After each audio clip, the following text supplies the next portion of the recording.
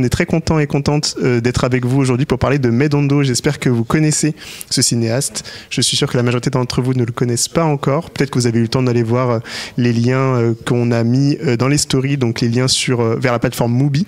Alors, il y a un petit sac Mubi qui est juste sur le côté et qui permet, si vous allez sur le lien Mubi, vous aurez accès pendant 30 jours gratuitement à l'ensemble de la plateforme et vous pourrez découvrir 4 films de Medondo dont on va parler aujourd'hui. Donc on est avec 4 invités qui sont géniaux aujourd'hui. 3 invités, pardon. Claire Diao, je distribue des films d'Afrique et de sa diaspora au sein de la société Soudou Connexion. Je suis également critique de cinéma et sélectionneuse pour différents festivals. Oui, alors moi c'est Fantasilla, je suis critique de cinéma. J'ai écrit principalement pour des publications anglophones comme Sight and Sound. En France, j'ai écrit pour les Inrocks et pour la revue en ligne Atouba. Et je suis scénariste. Super. Et dernier invité, l'Aristide.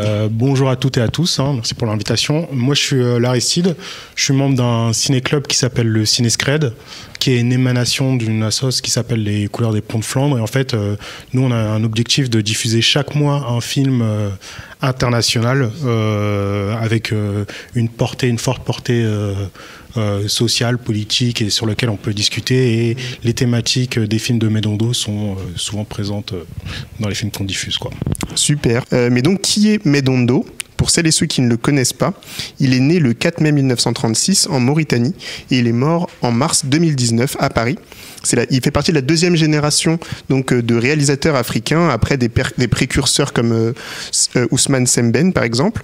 Et les gens le connaissent souvent pour quelque chose de surprenant, enfin je ne sais pas si c'est si surprenant que ça, il était la voix régulière d'Eddie Murphy, la voix française régulière d'Eddie Murphy, donc notamment l'âne dans Shrek bien sûr, mais aussi l'inspecteur Axel Foley dans Le flic de Beverly Hills, ou bien le docteur John Dolittle dans les 2 premiers films, et le professeur Sherman Klump et toute sa famille apparemment dans Le professeur Folding. Et il est aussi une voix récurrente de Morgan Freeman. Mais au-delà de cette activité de doublage, c'est surtout un grand cinéaste très engagé, un cinéaste d'origine mauritanienne, qui a fait un cinéma critique de la colonisation, critique du colonialisme, critique de la France-Afrique, critique du racisme. Un cinéma qui malheureusement est très mal connu. Et moi j'ai envie de vous demander comment est-ce que vous avez découvert Medondo, vous ? Je ne saurais pas dire l'année, je pense que c'était à l'occasion d'une conférence que je préparais autour des cinémas d'Afrique, et l'idée c'était de vraiment balayer un spectre assez large des années 60 aux années 2000, je crois que c'était dans les années 2000, et du coup j'étais tombée sur Soleil Haut. Et cette fameuse phrase « invasion noire » avait été une énorme claque. Et donc c'est là que j'ai découvert cette personne. Donc moi je l'ai vraiment connu en tant que cinéaste avant de savoir que c'était un doubleur. Et d'ailleurs au moment de son décès, ça a été ma plus grande déception. C'est que les médias français ne parlaient que de lui comme doubleur et n'avaient aucune idée de l'ampleur et de ce qu'il a représenté en tant que cinéaste pour le continent africain et au-delà. Et toi, Fanta, comment est-ce que tu as entendu parler de Medondo ?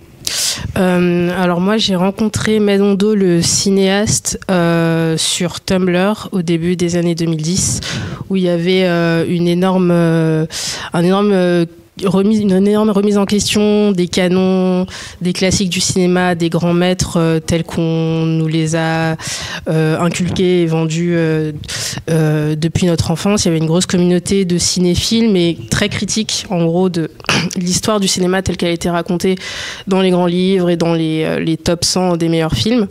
Et Medondo, c'était du coup une figure très populaire dans ces milieux-là. Il y avait énormément d'images de Soleil Haut qui circulaient. Des images vidéo ou vraiment des captures de ces films.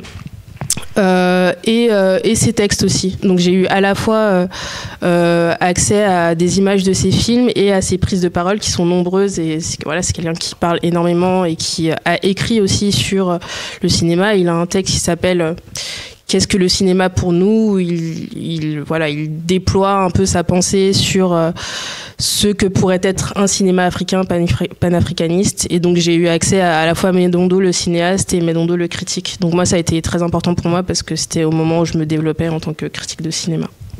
Et toi, l'Aristide ? Moi, je l'ai connu d'abord en tant que doubleur. Hein. Je suis un grand fan de cinéma et à l'époque, on n'avait pas forcément des DVD, donc je le regardais par des cassettes. Et en fait, donc je connaissais Medondo, je connaissais sa voix et la récurrence dans ses rôles. Et en fait, à chaque fois que je me suis intéressé au cinéma africain et notamment à Ousmane Sembène, à chaque fois, je revoyais son nom, Medondo, apparaître à chaque fois. Par exemple, pour Kantiaroy, il l'a aidé à la ressortir en France. Enfin, il y avait toujours été mis Medondo et je comprenais pas trop le rapport avec le Medondo que je connaissais qui faisait du doublage. Et après, j'ai compris que c'était la même personne. Et après, du coup, j'ai découvert ses films. Pareil, je fais des grands gestes avec la main. Avec Soleil Haut d'abord. Et là, le dernier que j'ai vu, c'était celui que j'avais un peu des réticences à voir, c'était Saronia, parce que les rois et reines, c'est pas trop des histoires qui m'intéressent d'habitude. Mais après, on en reparlera, quoi. Ça marche. Justement, on va pouvoir regarder des extraits de 4 films de Medondo dont je vais parler, mais je voulais juste dire avant donc Med, donc dans sa carrière au début, il a été docker, puis cuisinier. Ensuite, il a fait du théâtre. Il a participé à la création du Comité africain des cinéastes et il a fondé en 1966 sa propre troupe d'ailleurs. Il est devenu acteur, ensuite producteur et il est arrivé en France, donc je l'ai déjà dit, en 1959. Il a commencé à tourner un film avec son propre argent, avec ses camarades, ses amis. Ce film s'appelle Soleil Haut. Il raconte la vie d'un travailleur africain qui est venu rejoindre la capitale de l'ancien empire colonial français. Et quand il arrive, il est persuadé, donc ça se passe juste après les indépendances quand même, hein. Quand ce personnage arrive, il est persuadé de trouver l'égalité, le bonheur du travail. Et il se rend compte qu'en fait, les choses sont beaucoup plus complexes. Et du coup, on va regarder directement, je pense, pour parler de Medondo, le mieux c'est de regarder des extraits de ces films. On a la chance de pouvoir montrer quelques extraits. On va attendre qu'au niveau de la technique. En attendant, je peux vous demander déjà le film Soleil Haut. Vous, quand vous l'avez tous et toutes vu ou pas? Ouais. Et c'est un film que vous décririez comment? Moi, je l'ai vu récemment dans le cadre d'une programmation du collectif Air Afrique, ouais, qui programme des films majoritairement afrodescendants au Christine à Paris. Ça faisait très longtemps que je l'avais pas vu. Je l'ai vu il y a très longtemps dans une copie dégradée. Et si je devais définir le film, ce serait... il faudra regarder le film jusqu'à la fin pour comprendre, mais c'est un cri, quoi. C'est l'aspect qui m'a vraiment marqué, c'est la dimension sonore, c'est le travail sur le son. Où vraiment, à la fin du film, j'étais vraiment... un peu dépassée par cette dimension-là. Donc il y a un côté vraiment de quelqu'un qui te crie quelque chose, qui essaye de articuler quelque chose de très spécifique, à la fois d'être hyper intelligible et en même temps qui n'a pas peur de le crier et d'être, du coup, c'est pas la meilleure manière de le vendre, mais en même temps c'est hyper important d'être peut-être un peu désagréable dans sa manière de dire les choses. Mais c'est ce que j'aime énormément dans ce film, en tout cas. Moi, c'est le premier film que j'avais vu de sa part. Et moi, c'est plus la désillusion qui m'a marqué. Enfin, le côté où il y a des espoirs que l'on pense avoir avec cette nouvelle vie, avec ce nouveau monde qui est en train de se construire, et que finalement, il y a des changements qui sont aussi grands ou aussi forts qu'attendus, quoi, et que c'est juste une reconfiguration de ce qui était déjà passé. Donc moi, c'était vraiment la désillusion. Et le deuxième truc, c'était que en fait, je connaissais pas le cinéma de Medondo avant ça en tant que réalisateur, et j'étais marqué de la différence entre moi, je le trouvais toujours drôle, rigolo et tout, et là son premier film, c'est sérieux, quoi. C'est un truc qui m'avait beaucoup marqué et qui se répétera dans ses autres films, quoi. Ouais, parce que je pense au doublage, il interprète des rôles qu'il n'a pas forcément choisis. Et pareil, je suis d'accord avec ce que vous dites, c'est à la fois le cri, la désillusion. Enfin, pour moi, c'était déjà une vraie claque de me dire qu'il y avait cette liberté-là. Je trouve que c'est pas du tout un cinéaste qui s'auto-censure et qui se permet du coup un propos qui est vraiment radical et qui détonnait par rapport à ce que j'avais pu voir de noir en France dans ces années-là ou dans les années précédentes, quand je pense par exemple à Afrique sur Seine ou à Les Cowboys de Saint-Germain-des-Prés, etc. On est un peu dans une vision pas édulcoré, mais un peu le fantasme de voilà, on est étudiant, on vient en France, on est à Paris, c'est beau la chance qu'on a d'être à Paris et de fréquenter des blancs. Et là d'un coup, t'as un cinéaste qui ose montrer des foyers Sonacotra, qui ose parler de la dichotomie entre les noirs, les blancs, de tout le colonialisme et du racisme ambiant. Et vraiment, je redis encore cette phrase parce que chaque fois qu'on me dit Soleil haut, je n'ai que ça en tête, c'est invasion noire, de filmer, d'avoir le propos en parallèle. Je me dis putain, c'est vraiment très très fort et j'avais pas l'impression d'avoir vu des films aussi forts alors que c'était un film finalement qui datait des années 70. Et les résonances avec ce qu'on vit aujourd'hui dans le réel, la question de l'invasion noire, ça fait écho au grand remplacement, à ce type de concept. Donc, pour la technique, est-ce qu'on arrive à voir l'extrait? En attendant, je sais que Medondo, c'était quelqu'un qui s'embrouillait beaucoup avec les gens. Ça se trouve, il serait en train de nous embrouiller. Il serait en train de nous embrouiller. Mais alors, qu'est-ce que vous connaissez du caractère de Medondo? Donc on sait que c'est quelqu'un qui faisait rire, en tout cas doublait des personnages qui font rire, Eddie Murphy notamment, mais au-delà de ça, c'est un militant plutôt vénère. Qu'est-ce que vous connaissez de sa personnalité? Bah déjà, même dans son doublage, il n'était pas juste doubleur, et des fois aussi c'était lui qui s'occupait de faire des recrutements ou des recherches de personnes pour pouvoir s'adapter à des paroles, enfin des personnages, pardon. Et je sais qu'il y a eu une période dans sa vie où il s'était beaucoup syndiqué. Il était docker, il a été proche de la CGT, il me semble.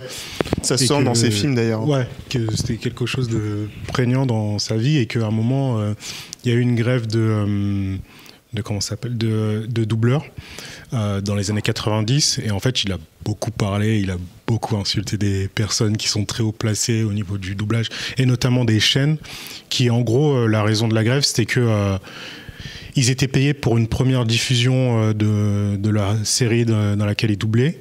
Et après, à chaque fois, quand la série elle repasse, ils gagnaient rien du tout. Et en fait, ils avaient aussi des espèces de contrats d'exclusivité pour lesquels ils étaient obligés de tourner pour un seul personnage pendant un certain temps. Donc ça veut dire qu'ils n'avaient pas le droit de travailler ailleurs et gagnaient pas l'argent de ce qui était cumulé. Et en fait, même dans ça, quand il était en France et quand il était dans le doublage, qui était quelque chose de plutôt jovial et drôle, il était toujours revendicatif et il était toujours animé par des questions qui s'opposent à tout type de domination, quoi.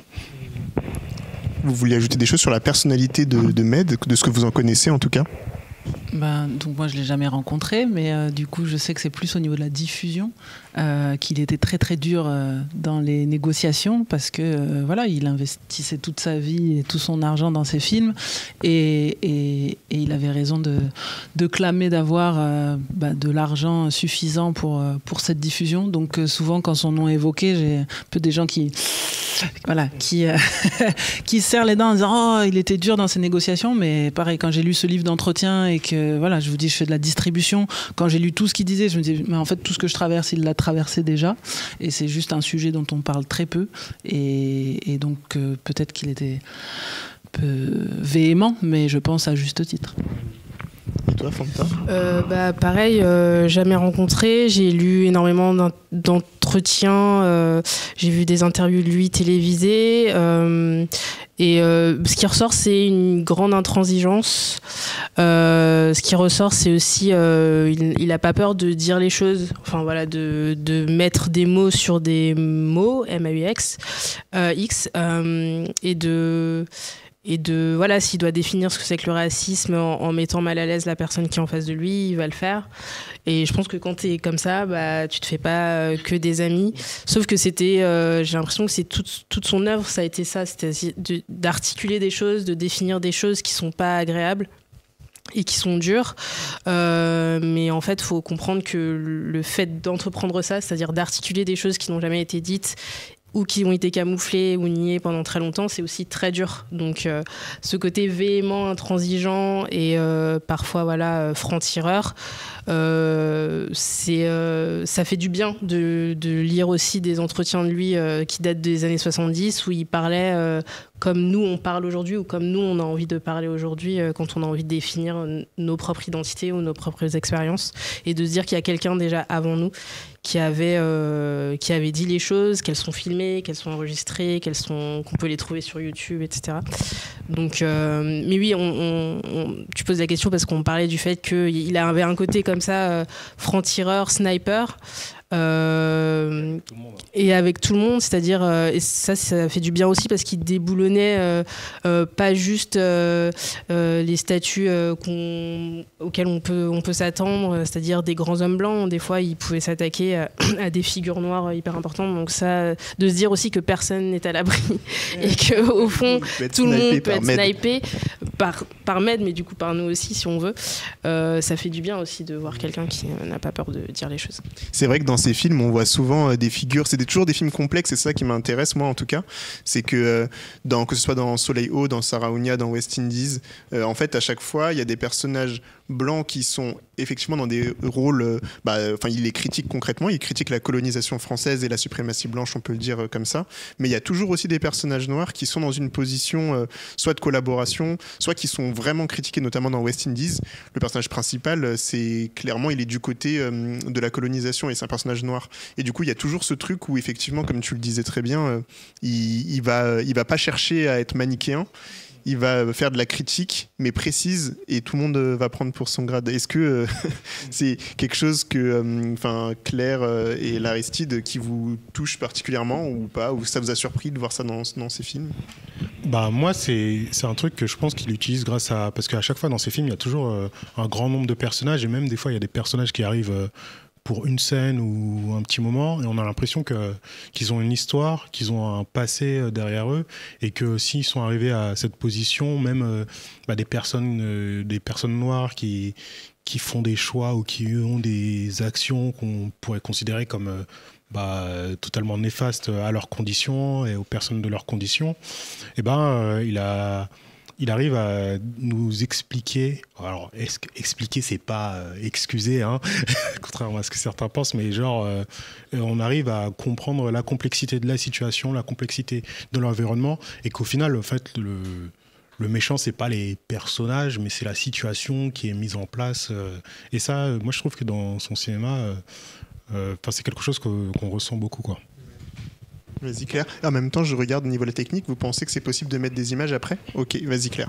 Donc je ne serai pas trop longue parce que priorité aux images, mais oui, c'est vraiment intéressant de ne pas être dans une vision que manichéenne, noir et blanc, et de montrer toute la complexité, parce que c'est une histoire, c'est une relation historique, et ce sont des relations historiques très compliquées qu'il a essayé d'aborder sous différents prismes, puisqu'on parle des travailleurs immigrés en France, on parle de la colonisation des Antilles et de l'esclavage, et on va parler aussi de la colonisation en Afrique, et comment des tirailleurs sénégalais se retrouvent à aller tuer d'autres noirs sur un même continent, en tout cas pour Saraunia.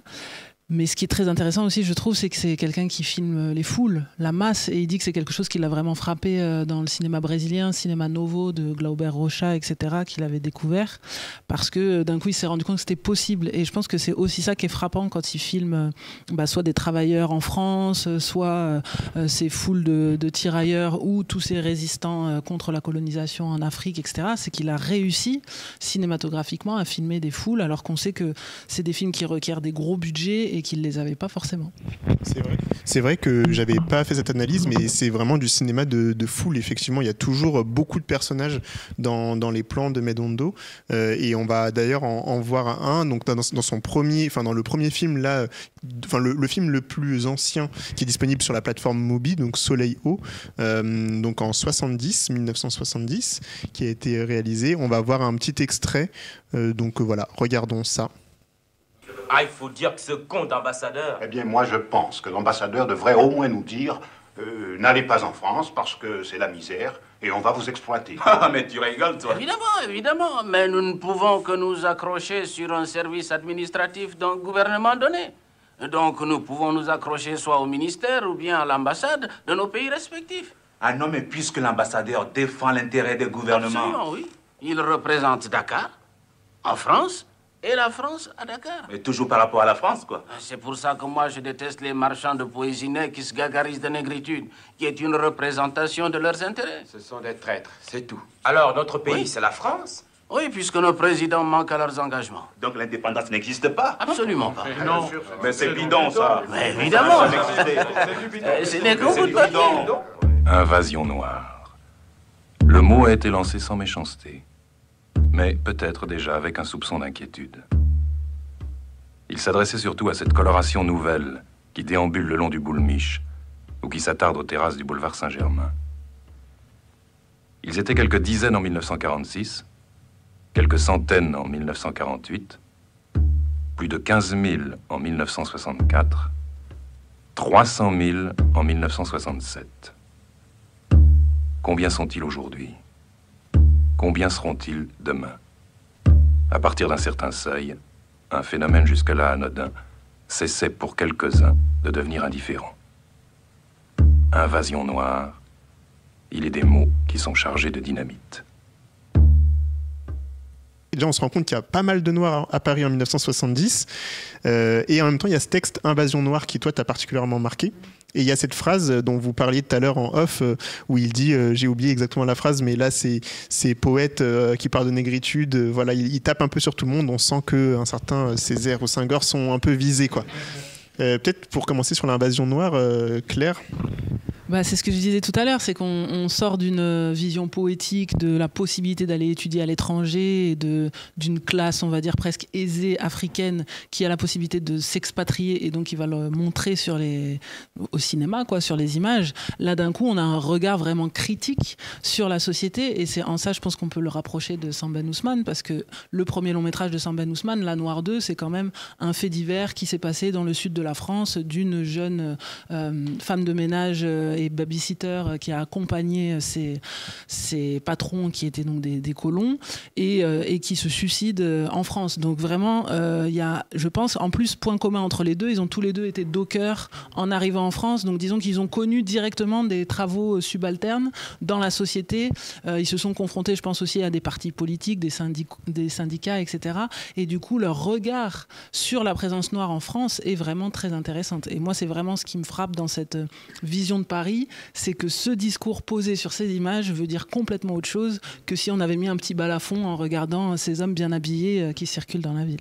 Et vraiment, là, on a un jeu, effectivement, entre l'image et la voix off qu'on sent déjà toute l'attaque, toute la critique de Madondo qui va être présente dans tous ces films. Et en même temps, on est surpris du fait que c'est d'actualité. Enfin, l'invasion noire et la manière dont il en parle, il y a plein de scènes dans ce film qui font vraiment penser au discours sur le grand remplacement qu'on entend aujourd'hui.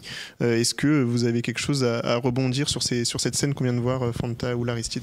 Moi, personnellement, comme toi, je me suis fait la même, même en le revoyant une deuxième fois, je me suis fait la même remarque de il y avait beaucoup de noirs à Paris dans les années 70, alors même que nos parents, enfin je sais pas pour les vôtres, mais en tout cas voilà, mon père était là dans les années 70-80. Donc on sait de par nos histoires intimes que nos parents étaient là, et en même temps il y a tellement une sorte d'éducation à l'envers qui fait que on a du mal à imaginer cette présence, alors même qu'elle fait partie de notre histoire personnelle.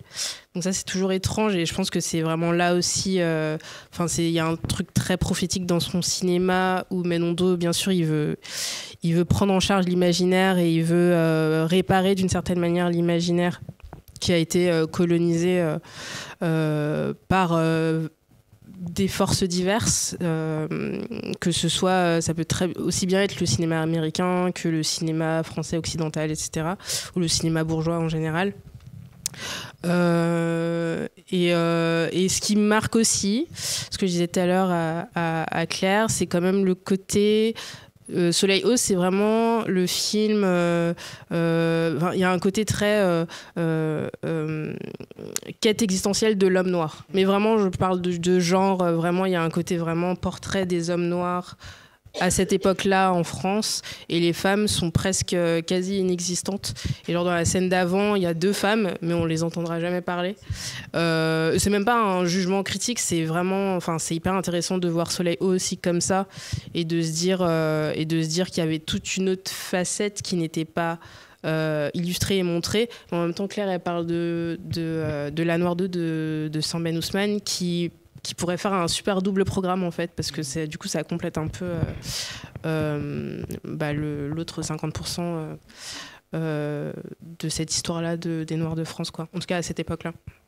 Et sur la question des femmes noires qui étaient pas présentes, en fait, c'est ce que j'ai l'impression de voir, c'est que en fait, les femmes noires, elles étaient cantonnées aux maisons à cette période et qu'elles n'étaient pas forcément visibles dans la rue, et que là, c'est plus les hommes noirs qui étaient pour différents travaux visibles sur les rues, pour différents types de métiers, et que ça aussi, c'est quelque chose qu'il a voulu exprimer. Et un autre truc, moi, qui m'a marqué, c'est la première fois que j'ai vu, c'était que c'était des Noirs qui étaient originaires de plein de lieux différents, et que du coup, tu as une sorte de volonté de solidarité via la discussion, via les partages de parcours de vie, qui se rendent compte que, en fait, par nos conditions, on a des similitudes, et que du coup, c'est en se basant sur nos points de contact qu'on peut faire quelque chose de positif, quoi.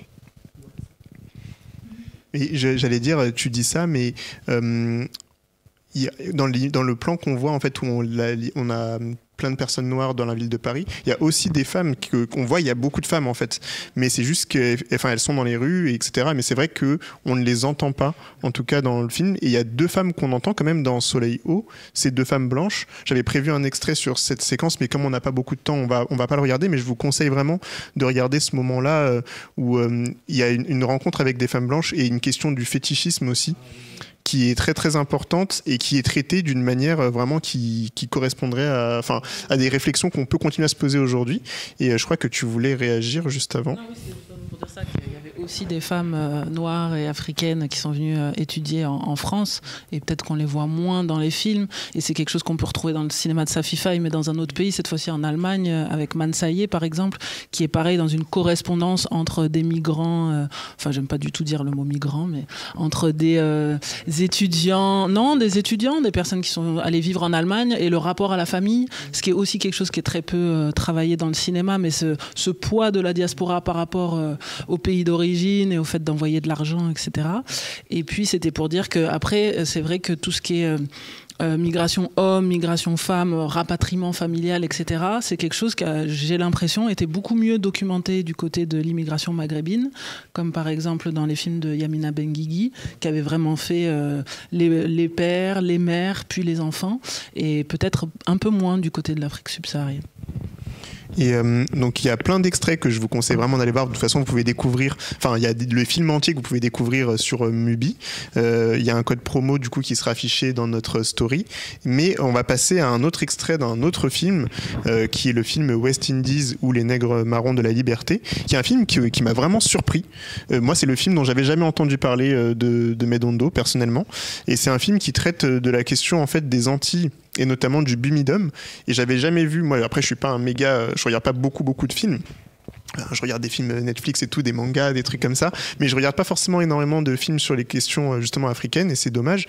Mais j'avais jamais donc vu un film qui traitait de manière aussi précise et critique la question du Bumidum. Alors pour celles et ceux qui connaissent pas le Bumidum, c'est un organisme qui a été mis en place dans les années 70 pour organiser le déplacement de personnes, notamment des Antilles françaises, vers la métropole.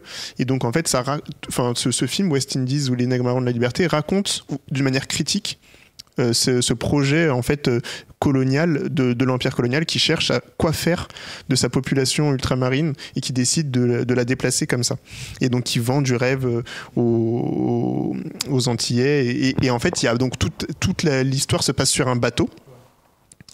Déjà peut-être vous avez envie de réagir, avant même qu'on regarde un extrait, je vous dis pas encore quel extrait on va regarder, mais ce film, vas-y. Ce film, moi je savais pas que c'était une pièce de théâtre, ça allait être quelque chose de comédie musicale, et que c'était abstrait. Il y a des décors, mais c'est pas des décors de cinéma, c'est des décors de théâtre vivant, et moi c'est un truc qui m'a surpris la première fois que j'ai vu ce film, et que j'ai trouvé super intéressant, parce qu'en gros il y a beaucoup d'allers-retours entre le Bumidum et le moment où ça a été mis en place et je divulgage quelque chose. Tu dis des choses très, très importantes, mais je dois juste t'arrêter un instant parce que c'est les aléas du direct et du Twitch. Bonjour au raid qui vient d'arriver, donc 286 personnes. Bienvenue à vous. On parle de Medondo, donc un cinéaste révolutionnaire originaire de Mauritanie. Et donc on regarde un petit peu ces films, donc il y a des extraits qu'on va pouvoir montrer. Et là on est en train de parler d'un film qui s'appelle West Indies ou Les Nègres Marrons de la Liberté, et qui est un film qui se passe dans un décor, comme tu dis, assez surprenant parce que c'est pas un décor de cinéma habituel, c'est un décor plutôt théâtral et c'est un énorme bateau en fait, ce décor.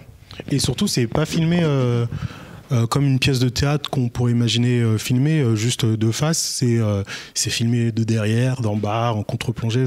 Il y a plein d'imagination, d'imaginivité, de l'imagination, bref, d'inventivité. Voilà, c'est ça.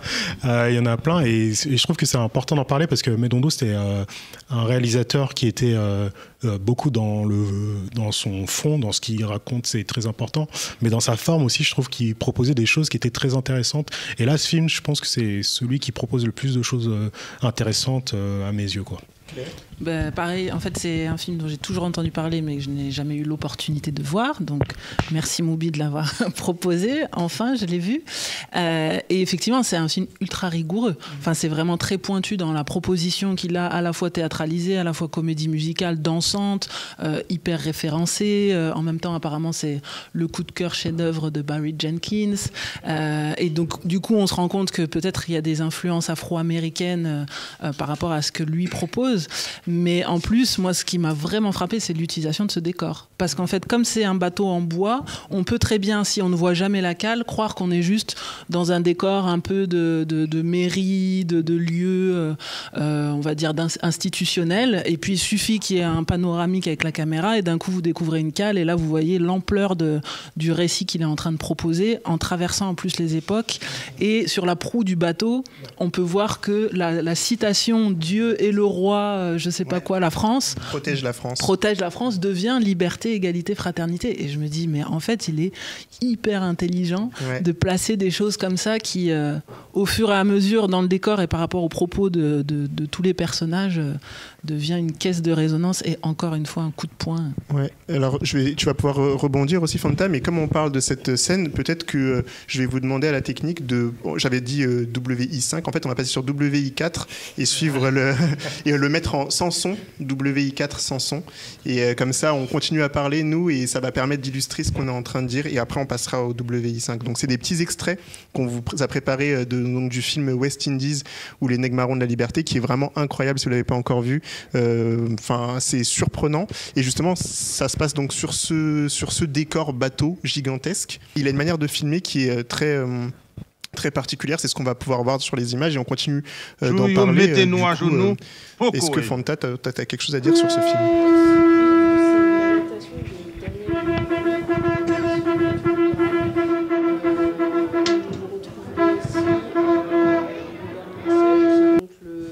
L'acteur principal de Soleil Haut, qui est un acteur antillais. Et non, moi, c'est vraiment mon film préféré de Medondo. Moi, j'adore sa manière à Medondo de se réapproprier des genres très spécifiques, de s'amuser dans le cinéma et de ne jamais s'imposer en fait un genre ou des règles, de s'affranchir de ce qu'on peut attendre d'un cinéaste africain ou exilé en France. Et là, ce qui m'avait marqué, c'est vraiment l'ambition du film, ses choix formels, sa volonté de traverser plusieurs époques pour raconter l'histoire des Antilles. Le côté très ludique et vraiment divertissant aussi, et je pense que la comédie musicale elle est là pour ça, c'est parce qu'il a envie de toucher un grand public, que malgré sa marginalisation dans l'industrie du cinéma, c'est quelqu'un qui a envie de toucher des gens et d'être accessible au plus grand nombre, et j'étais très contente de voir ce film au cinéma. La scène, il y a plein de scènes qui sont marquantes, mais pour forcer les gens à voir le film, la scène de fin, le plan de la séquence de fin ou le plan final, il est fou, il est génial. J'y pense tout le temps. Et voilà, non, mais c'est vraiment un film grandiose. Et là, ce qu'on voit, on peut remettre un petit peu de son peut-être, c'est justement ces nègres marrons. Donc c'est un peu la révolution haïtienne qui est mise, qui est représentée ici. Donc ça se passe comme ça sur ce bateau. Vous voyez les Haïtiens en fait qui se révoltent contre l'esclavage, contre le pouvoir esclavagiste. Et en même temps, il y a cette maxime avec écrit Dieu et le roi protègent le royaume. Et c'est hyper intéressant de voir à quel point il a joué cette mise en scène jusqu'au bout, et donc ils partent de la cale, du dessous, pour monter socialement en fait vers le pouvoir. Et il y a ce côté comédie musicale, et cette scène, on peut remonter le son.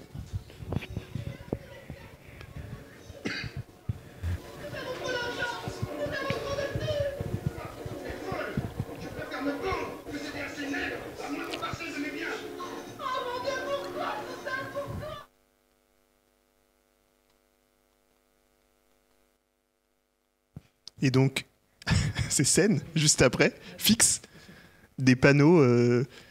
Donc on est toujours comme ça, entre histoire, il va rejouer l'histoire, en fait, faire des petites scénettes de la vulgarisation. Il y a un côté fictionnel, mais en même temps un côté... un côté très didactique. Et je me dis, avec Histoire crépue, j'essaie de vulgariser l'histoire, mais il a déjà tout fait dans ce film, en fait. Et à chaque fois, on est surpris de dire « Quoi, Napoléon a rétabli l'esclavage ?» Bon, bah, tout le monde le sait, concrètement. Tableau, et aussi là, vu que je ne sais pas si on a prononcé le mot panafricanisme depuis le début de l'émission. Parce que là on parle de la révolution haïtienne qui est un peu considérée comme le début du panafricanisme, et dans sa démarche, dans sa recherche de cinématographique, et même dans sa volonté de faire du cinéma, il était vraiment porté par cette idéologie, quoi.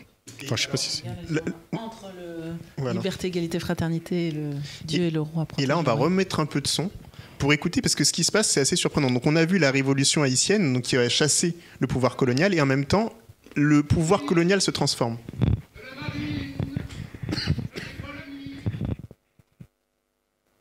Toutes les classes de la population coloniale doivent savoir qu'il n'appartient à aucune d'elles de devancer ce que voudra faire pour régler leur avenir le pouvoir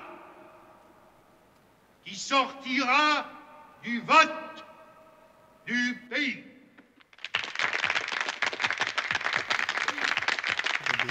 On peut rebaisser le son quelques instants.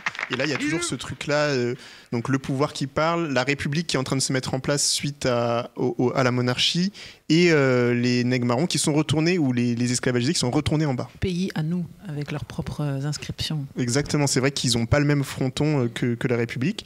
Et peut-être qu'on va essayer d'avancer à 5 minutes 35 sur cette vidéo pour avoir une partie qui est très intéressante. Et vous, quand vous voyez justement cette scène, à la fois au niveau de... En fait, ce qu'elle raconte, ce que je trouve intéressant avec West Indies, c'est qu'il y a le fond et la forme qui sont complètement présents dans le film. Et on va écouter ce moment. Et merci d'ailleurs Maudit d'avoir fait le raid, c'est vraiment hyper cool. J'avais pas ton nom au début parce que sur mon téléphone je vois pas bien qui est-ce qui lance les raids. Merci beaucoup et bonjour encore une fois à tout le monde, tous les abonnés de Maudit, vous êtes bienvenus sur Histoire crépue.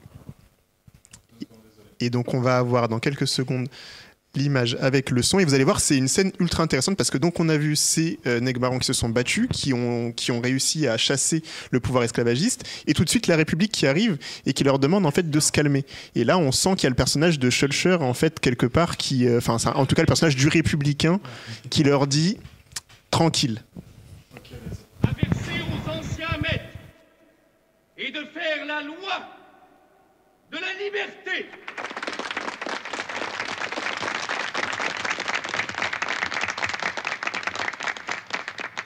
Ainsi, rien n'est changé jusqu'à la promulgation de la dite loi. Mes amis, soyez dociles aux ordres de vos maîtres. Et donc voilà, là on a ce personnage et on voit comme toujours cette complexité de Medondo avec donc les maîtres ou les planteurs qui savent qu'ils vont avoir leur argent qui revient, qui applaudissent, et il y a des personnes non blanches dans ces planteurs. Est-ce que vous voulez réagir à cette scène justement ? Non, mais déjà j'avais envie de dire, parce que je crois qu'on l'a pas dit, que du coup il a fait construire le bateau spécifiquement pour ce film. Donc déjà c'est aussi une première, un premier signe de sa grande ambition, mais aussi de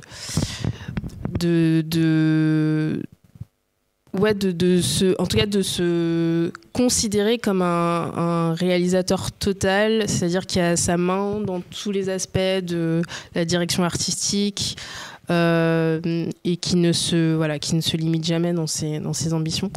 Non, moi je trouve, mais ça va être un peu abstrait, mais je trouve que ce qui est hyper intéressant dans ce film et dans ces parties-là que tu as choisies, c'est les dissonances en fait entre les différentes temporalités, c'est-à-dire ce qui se passe en France, ce qui est déclaré en France comme une sorte de c'est la liberté, c'est les droits de l'homme, etc. Et les discours qui sont exprimés à des kilomètres et des kilomètres de là, où justement cette question de l'affranchissement, elle est beaucoup plus compliquée, où il faut un peu caresser les dominants et les classes dominantes dans le sens du poil, et où du coup la radicalité qui pouvait exister en France en 1789, ou dans des époques où d'affranchissement, en tout cas en France, elle est remise en question à chaque fois par des choses qui se passent aux Antilles. Et je pense que c'est pour ça que c'est toujours très complexe chez Medondo, parce qu'il veut toujours montrer ces deux choses en parallèle qui ont lieu constamment au même moment en France, et qui remettent en question le côté définitif des grands discours qui peuvent exister très républicains en France. Voilà. Et aussi, c'était quelque chose qui était plus complexe que seulement une chose qui est arrivée là maintenant. En gros, il y a des résonances par rapport au passé, parce que en fait, dans ces tableaux, il montre des choses ou des faits qui sont passés historiquement, et les répercussions ou les équivalences qu'il y a eu dans le... Alors, c'est pas le temps présent, parce qu'il a fait un peu après, mais dans le temps contemporain, quoi. Et ça, je trouve que c'est toujours très intéressant de voir autre chose. Je sais plus qu'est-ce qui disait que c'était pas manichéen, mais que en gros, c'est pas une question de gentil et méchant, c'est question d'une histoire qui est le fruit de plein de dominations, et que toute cette complexité, elle arrive à la situation dans laquelle on est aujourd'hui, quoi. C'est pas juste des gens qui sont méchants maintenant, quoi. Il précise aussi qu'il fait des films assez longs. West Indies, je pense, c'est 2 heures. Sarah Onia aussi.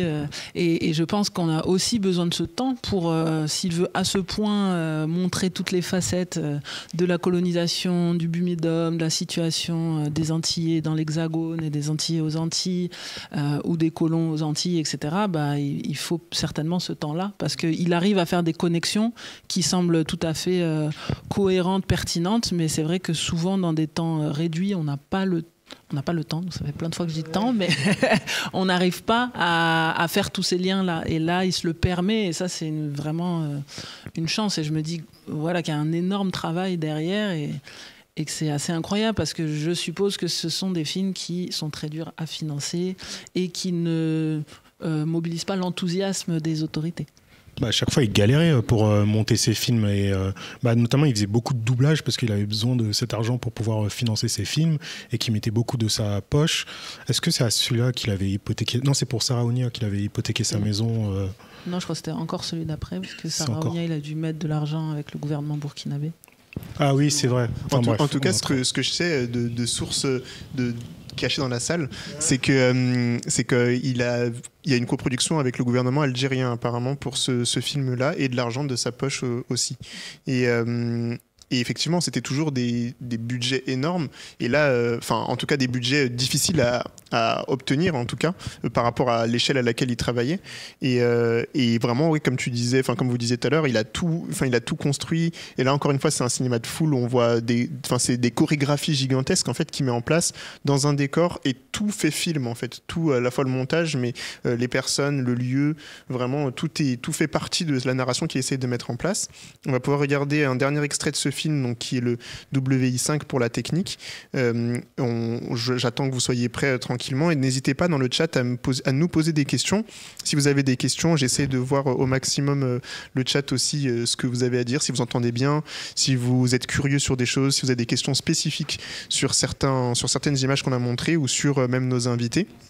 On se fera un grand plaisir si vous avez des quiz, genre des questions pièges à nous poser. Non, je rigole.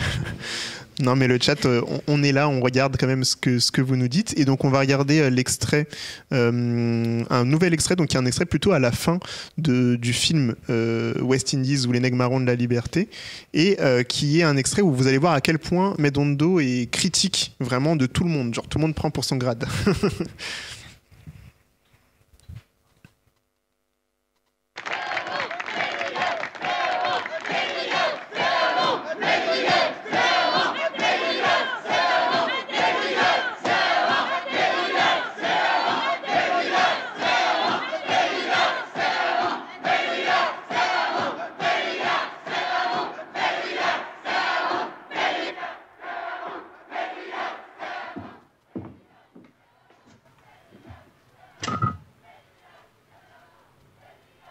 Allô? Banderole nationaliste? Défilé? Tiré? Meeting de protestation? Interdit. Pétition? Discours subversif de fonctionnaires? Expulsé. Suspects arrêtés? Torturés.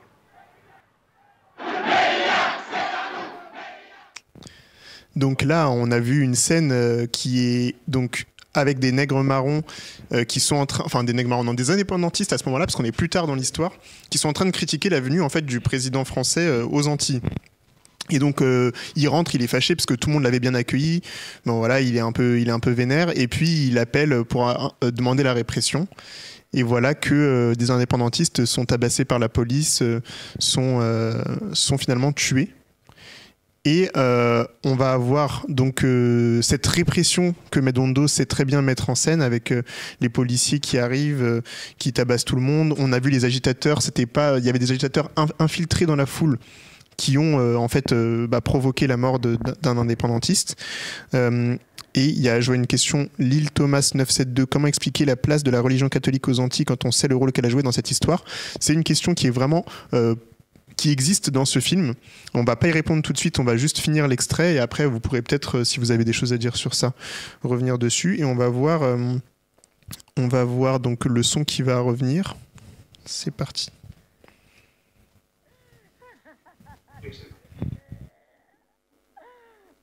Allô? Bilan. Excellent. Maintenant, nous pouvons ouvrir le dialogue.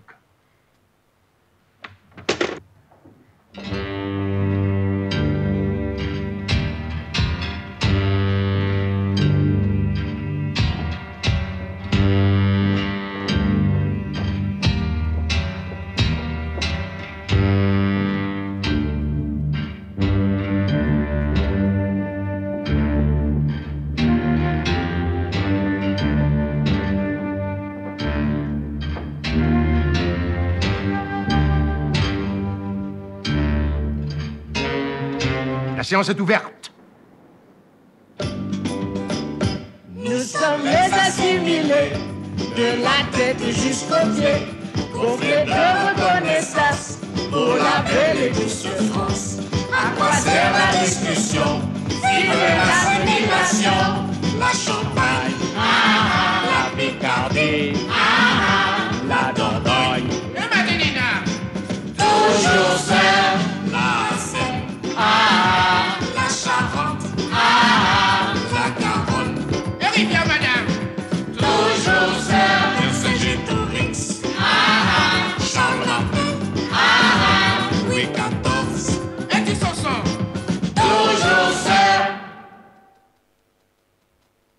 À vous, messieurs.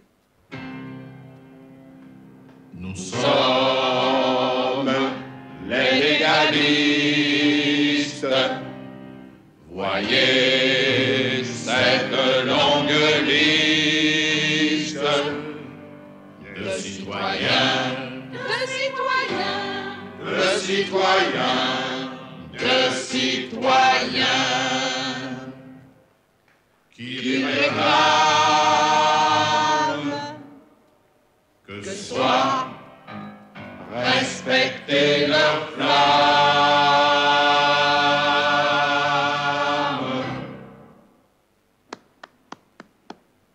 Nous condamnons la violence. Nous ne sommes pas pour l'indépendance. Oh, écoutez nos suggestions. Et autour d'une table, nous voulons être libres. Vous et nous, refaisons le monde. Nous voulons être libres. Et en union avec vous, vivre. Oh, écoutez-nous. Écoutez-nous. Écoutez-nous. Écoutez-nous. Écoutez-nous. Écoutez-nous. Écoutez-nous. Écoutez-nous. Écoutez-nous. Tu pourras nous remettre l'image. Et donc là, on a vu une scène qui est vraiment incroyable, je trouve, du film West Indies. Est-ce que quelqu'un a un commentaire? Non, mais tout à l'heure, je pense que c'est Aristide qui disait, qui parlait de la différence entre Belmondo, le doubleur, qui fait des blagues, etc., et Belmondo dans ses films qui est assez sérieux. Enfin, moi, quand même, je trouve qu'il est très drôle. Dans Soleil haut, je vais pas trop spoiler, mais il y a une scène il y a deux scènes très drôles. Une dans laquelle le personnage principal se promène dans Paris avec une femme blanche, et une autre dans un restaurant avec des hommes africains, des hommes noirs qui dansent et tout. Et à chaque fois, il fait une super utilisation du son et de bruitage très très drôle. Et là, pour moi, là aussi dans cette scène, il y a, la chanson est au service du comique quand même. C'est un très grand satiriste, c'est-à-dire qu'il est très bon pour. Il y a un côté toujours très didactique, c'est-à-dire il est toujours à expliquer des choses de manière très très simple et sans subtilité. Et je pense qu'il passe par la chanson aussi pour désamorcer le côté un peu plombant, un peu lourd de ce qu'il explique, et ça permet d'avoir des scènes quand même très drôles, je trouve. Et donc c'est quand même un aspect assez important de son cinéma, la comédie, même si elle est très sardonique et très noire, elle est aussi très, c'est très mise en avant en fait au fond, et elle arrive par différents moyens, que ce soit là par la chanson ou encore par le son ou par la performance des acteurs. Je trouve qu'il est hyper fort quand même, comme comique en tout cas. Quand je disais que je ne te trouvais pas dans le même humour, en fait, c'est que ça me fait rire, mais en fait, dès que c'est fini, je suis en mode ah ouais, quand même chaud. Genre, c'est pas comme dans ces doublages où je rigole et à la fin je suis bien. Là quand je finis, je réfléchis à ce qui vient de se passer, et même dans j'allais dire la noire dans Soleil haut, quand il est avec je sais pas si on peut spoiler, ou la fille blanche à la fin, et qu'il y a des choses qui se passent en fond, au début ça me fait rire, à la fin tu rigoles un peu amèrement, quoi. Il y a Totem qui dit, j'avoue, ça pourrait faire une belle pièce de théâtre. Est-ce que ça existe ou pas en pièce de théâtre? Ce serait incroyable. Il y a Beirea qui dit, la fin des Mes voisins aussi est très amusante. Je crois qu'à la base, il l'avait adapté au théâtre quand il avait... il a commencé comme acteur de théâtre, et il avait conscience qu'il n'y avait pas assez de pièces de théâtre africaines ou noires qui étaient adaptées, ou qui n'avaient pas assez de rôle pour un mec comme lui. Et donc je crois qu'il a réuni la troupe de théâtre fondée par Robert Liansol et sa troupe de théâtre, donc Shango, qui s'appelle les Griots Shango du coup. Et ils ont adapté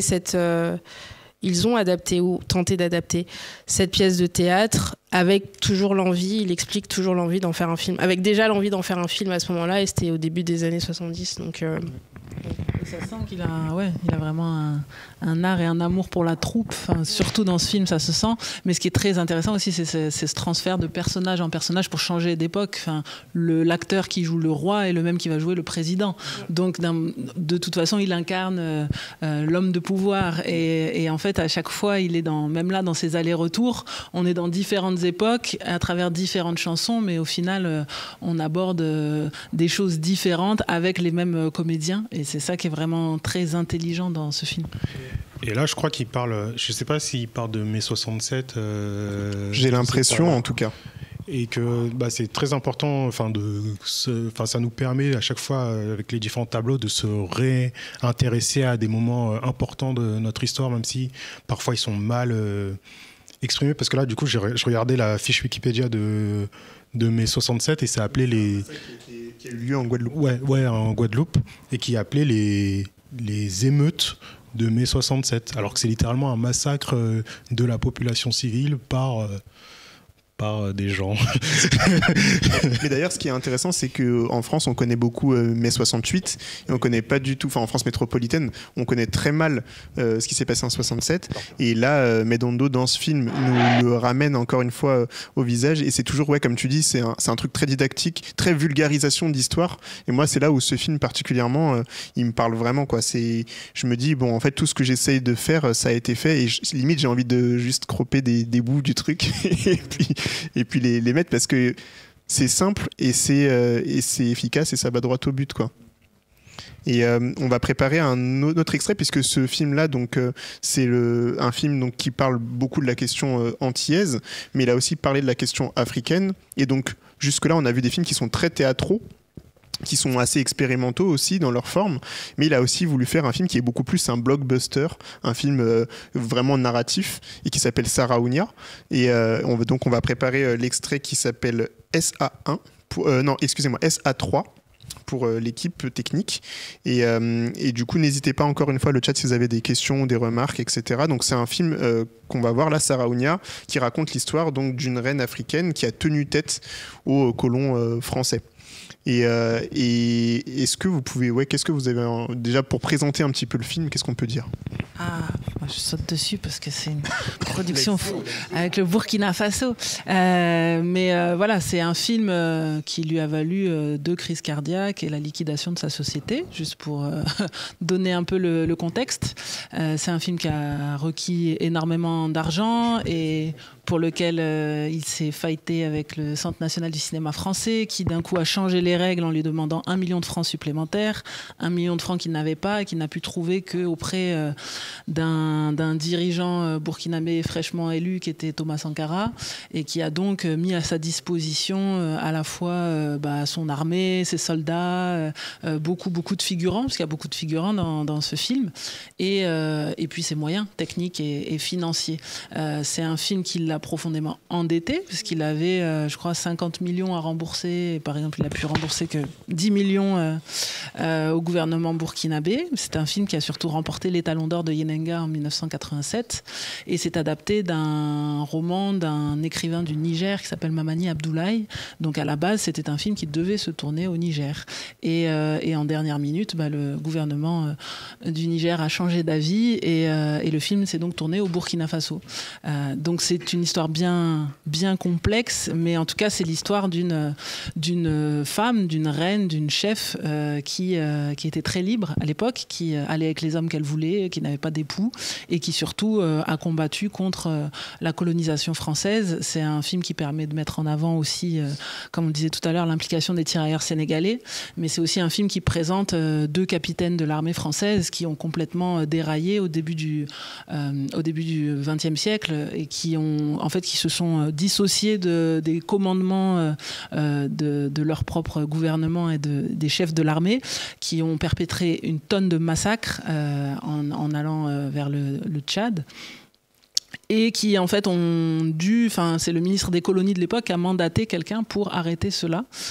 Et je ne spoilerai pas la fin du film, mais voilà, c'est pour dire en fait la dérive folle de quelques hommes blancs accompagnés de tous leurs soldats noirs qui vont massacrer et piller des villages en Afrique. Et il y a 13 bis, modérateur, super modérateur, merci encore d'être là ce soir 13 bis, qui dit d'ailleurs la team Wikipédia, si vous êtes dans le coin, il y a beaucoup de fiches Wikipédia, pour celles dont on parle par exemple, qui manquent de ressources si vous en avez. C'est vrai que c'est un truc qu'on peut toujours penser à faire, mettre à jour les fiches Wikipédia, parce que c'est vrai que c'est des histoires qu'on connaît finalement très mal. Est-ce que quelqu'un d'autre voulait réagir pour la présentation du film Sarraounia un petit peu ?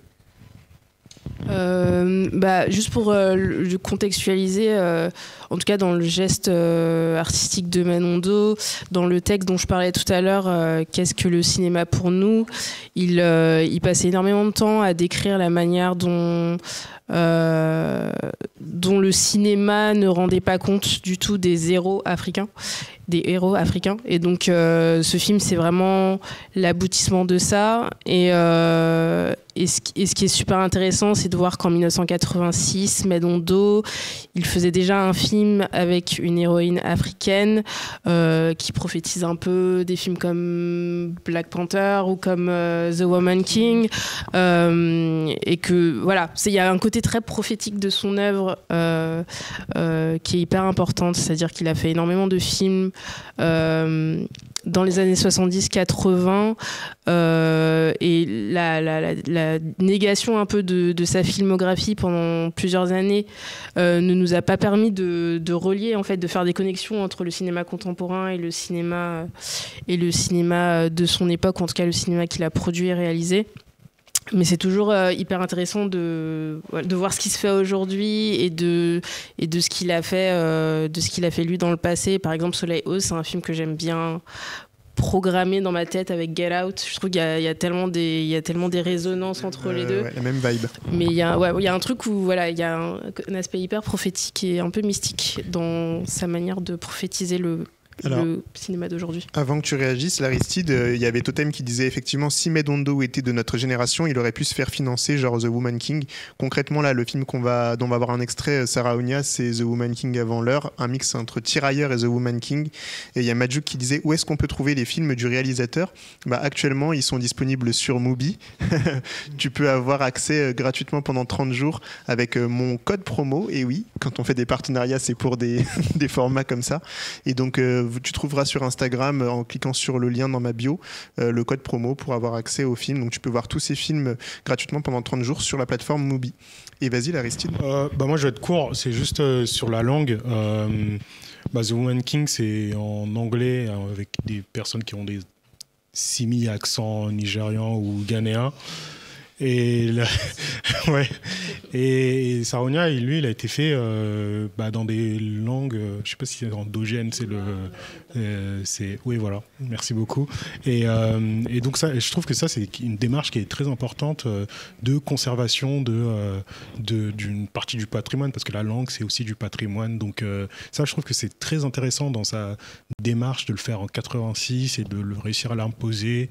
Et ça lui a coûté beaucoup au niveau de sa santé, parce que tous ces choix sont radicaux et ils sont pas, ils transigent pas, et du coup, je trouve que c'est essentiel ce qu'il nous a donné. Je dirais pas si radicaux que ça, parce qu'en fait, si tu regardes, je reviens encore à Sam Ben Ousmane, mais Sam Ben Ousmane, ses premiers films qui étaient en français, en fait, il s'est très vite rendu compte que le français n'était pas la langue populaire et que ces populations-là parlent des langues, si on ne les utilise pas au cinéma, ne permettront pas d'être compris. Si tu fais un film sous-titré en français à des publics analphabètes, ils vont pas lire les sous-titres. Et du coup, je pense qu'il est dans sa démarche panafricaniste, justement, il y a vraiment préservé l'héritage, le fait de travailler avec des écrivains dont il adapte les romans, le fait de vouloir jouer en langue, le fait d'aller chercher une actrice qui est non professionnelle, en fait. Aïe Keïta, c'est son premier rôle et il l'a casté par hasard parce que c'était la cousine d'une voisine qui est venue et il a dit c'est elle, et j'ai eu la chance d'interviewer Aïe Keïta qui disait qu'en fait elle était même pas prévue au casting. Ça se jouait entre une jeune femme de Bobo Dioulasso, une fille de Ouagadougou, et en fait Menondo était le seul à se battre pour Aïe Keïta, et comme c'était le réalisateur, c'est lui qui a eu le mot de la fin. Mais du coup, voilà, je pense que dans cette préservation de l'héritage, c'est très important. Et puis tout un travail sur les décors, sur les costumes, qui est assez considérable. Et sur les livres et le cinéma, c'est important. Comme tu parlais d'Ousmane Sembène, là, je vois derrière, il y a le mandat, le livre qui était sorti chez Présence Africaine, et que lui aussi, il avait eu cette démarche comme Menondo, c'est parce qu'il s'était rendu compte, notamment Sembène, c'est au moment des décolonisations, au moment des décolonisations, il a fait le tour de plusieurs pays nouvellement, comment on va dire, indépendants, voilà. Et en fait, que ses livres, ils n'étaient pas forcément connus par la majorité de la population. C'est juste les intellectuels qui étaient au courant de son œuvre et que du coup, fallait adapter via un autre média tout ce qu'il disait. Et pour Metondo aussi, c'était sur la même démarche, quoi. Quel est le média qui permettrait d'avoir la plus grande diffusion? Et c'est le cinéma. Ouais. Exactement. On continue. Vas-y. Vas-y. Pour ajouter deux choses, c'est que ce qui est intéressant dans les parallèles, c'est qu'actuellement au Burkina Faso, il y a un gouvernement militaire dont le président s'inspire beaucoup de Thomas Sankara. Et l'affiche du FESPACO, Festival panafricain du cinéma et de la télévision, où Sarah Ounia avait remporté le Grand Prix en 87. Cette année, l'affiche, c'était avec le personnage de Sarah Ounia.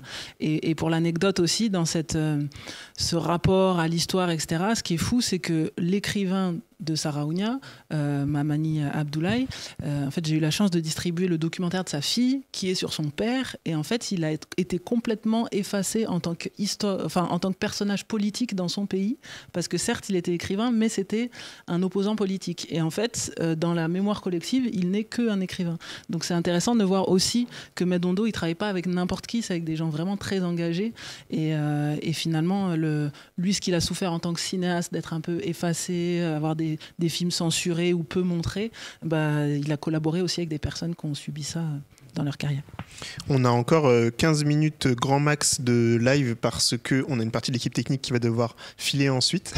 Toujours les questions techniques, mais on va regarder un extrait de Sarah Ounia, du coup, qui est donc un film où là, c'est beaucoup plus narratif, c'est beaucoup plus gros budget, et ça se passe en Afrique avec des langues locales, comme on l'a dit, avec une critique forte de la colonisation, vous allez le voir, et avec un personnage qui pourrait vraiment être The Woman King avant l'heure. Donc on va regarder quelques petits morceaux.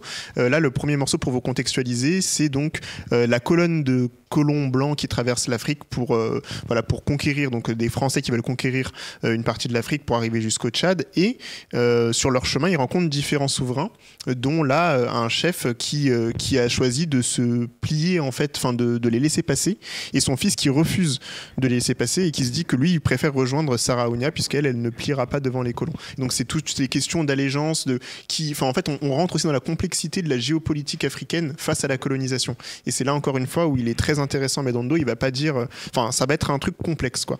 Et on va commencer l'extrait et on avancera un moment. Sans fier manawili. Si vous voyez bien l'extrait qu'on va mettre. Nga. Aw kenembe kayere majigi amana finde nyogole.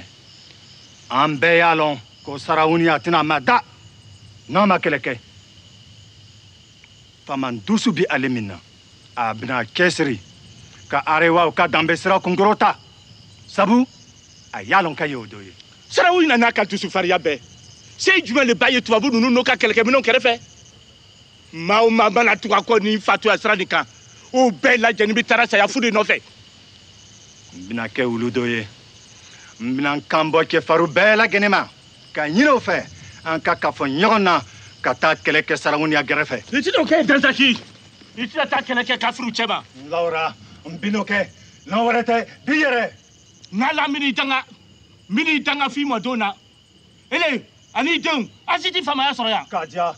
Et on s'y retina son famaya nina, famaya nogani, kuna woloti minna. Taka boy, nani kuntre. No moti. Yukuta boy sitani. Mani fin desi mate ke ninyo yi. Yaman tigi de yere wolo kani nyago kuma fa fa meteno. Sa furlahi.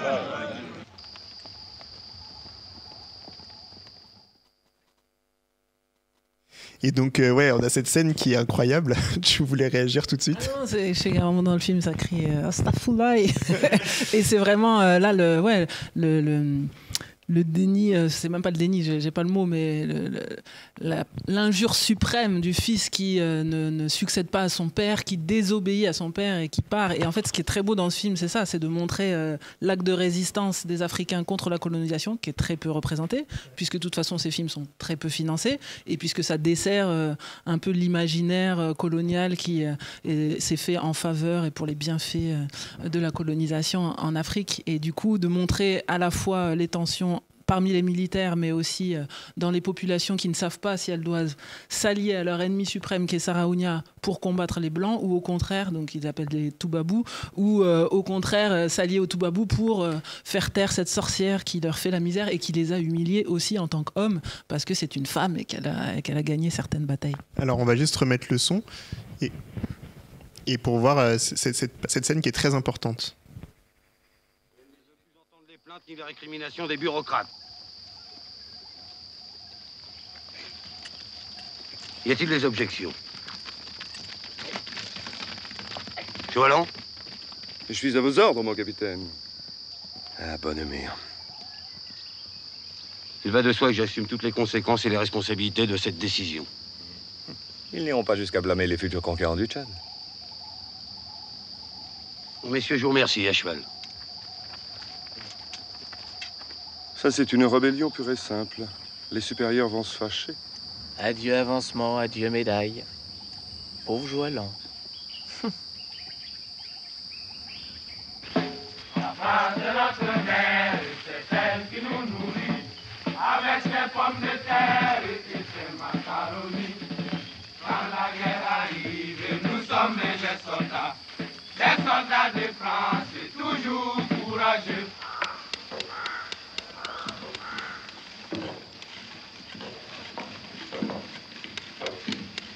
Dugu kibaruya mandi amandi few tonjugu nunu bi gɛrɛ la an ka dugu la. Lanaya taara lanaya tora n denmuso sarkin arewa n'a ka cɛfaro b'a ni surukujugu ninnu cɛ fanga b'u la u bɛ se ka nasɔrɔ bali tiɲɛ ne ma. N fa kana nin fugari cɛ nin ka kuma fɔ ne ye nin min y'a ka dugu ta lagalagatɔya la k'a di farajɛw ma k'u balo nin ye hɛrɛ majigi ye ka tila k'a fɔ k'ale ye waliji ye k'a fadenw janfa ka jɛɲɔgɔnw janfa k'a ka jamana den bɛɛ janfa ne ka dɛmɛ foyi tɛ se nin ma ne ka suman kelen tɛ don nin fugarikɛ in kɔnɔ ka tila k'a fɔ k'a ye nasaraw ka nali ye maa la y'a ye larabuw ka kitabu min na.